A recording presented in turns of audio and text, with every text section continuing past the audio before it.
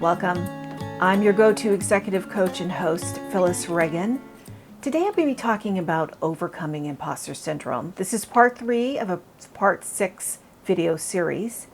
In part 1, I talk about the features of imposter syndrome, what can trigger it, and I look at one particular way that imposter syndrome may be impacting you, and that's feeling like a fraud or feeling like your successes aren't due to you. So if that's something that you're curious about, I'd say start there. In part 2, I look at how imposter syndrome might be impacting your decision making, making it hard for you to trust in your decision making. Maybe you're slow to make decisions. So that's one. If you're experiencing that feature, I'd say start there and learn about a strategy that can help you unravel that.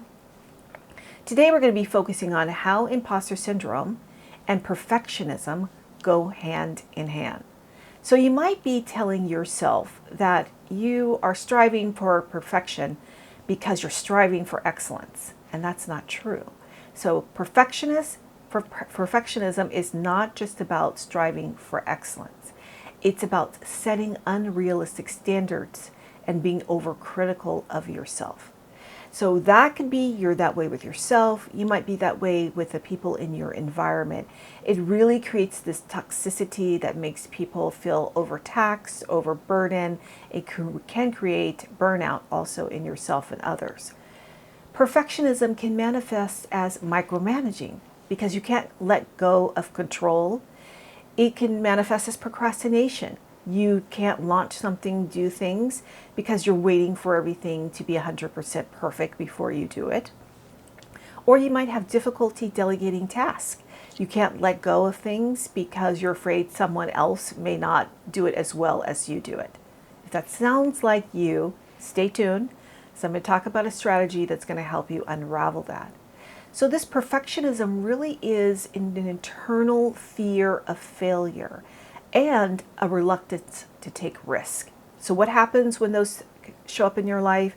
You probably are going to hinder innovation and certainly growth in yourself and in others. So I had a client, I'm going to call her Jaime.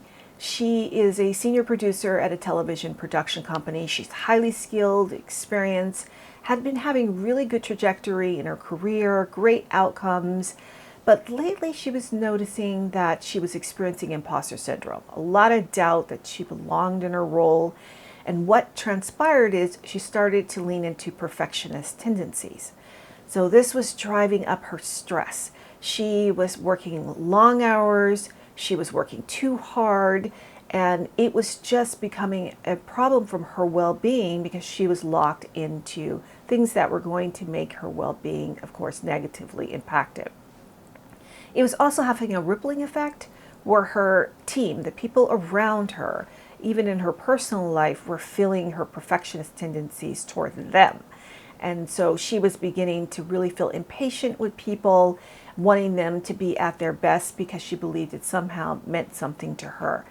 So when you're experiencing perfectionism, it's really important to pay attention to all those signals you're giving yourself.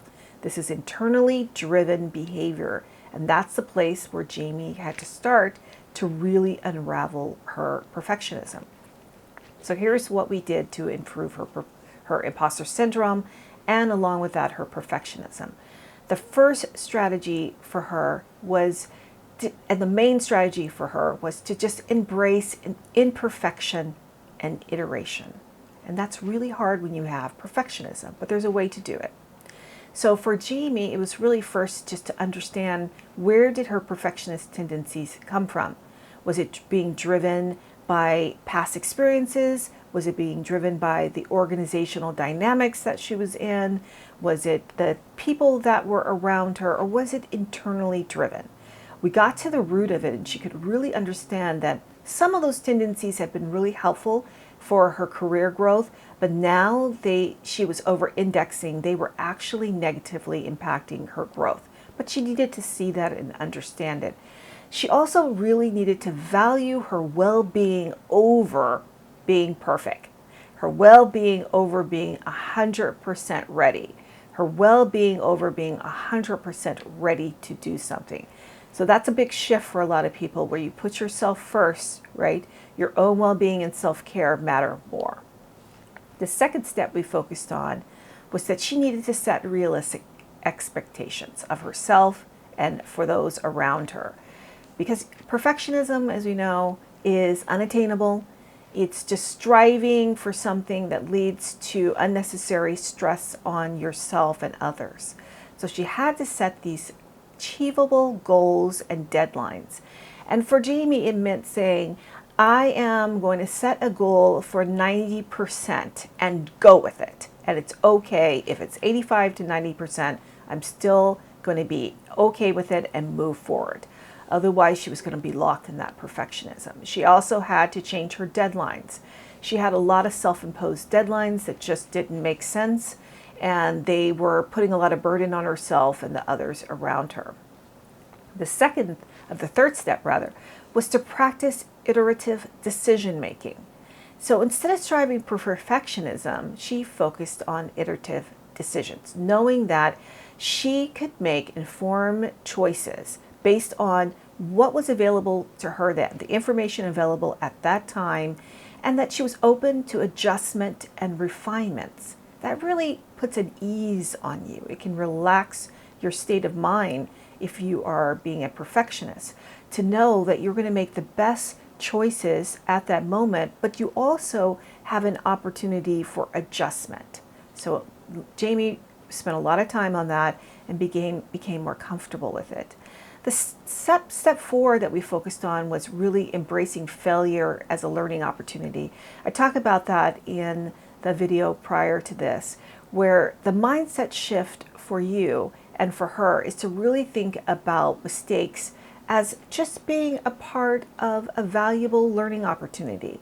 It's not the end. You can still continue to move forward, and you're going to grow and get better, as well as the people around you. So you have to change your definition of a setback. The last thing that we focused on, which was more internally focused and heightened awareness around her self-compassion. And this might be you as well. So Jaime didn't offer herself any self-compassion for the strife that she was under, the stress that she was creating and experiencing, or for her own well-being. Jaime practiced offering that to herself by thinking about, if this was her best friend that was going through the same thing that she was, what would she say to her best friend? And when she said those things, they were really a lot of empathy involved in her statements. It was kindness with how she would approach her best friend. So she had to learn to say and offer that to herself as well. So these strategies are going to be really, really helpful, this main strategy, if you have perfectionism, and all these steps to help you unravel that.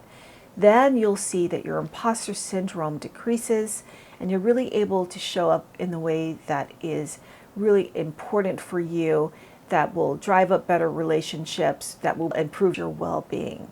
If you like my content, you find it valuable, please go ahead and like, share, and subscribe for more content like this.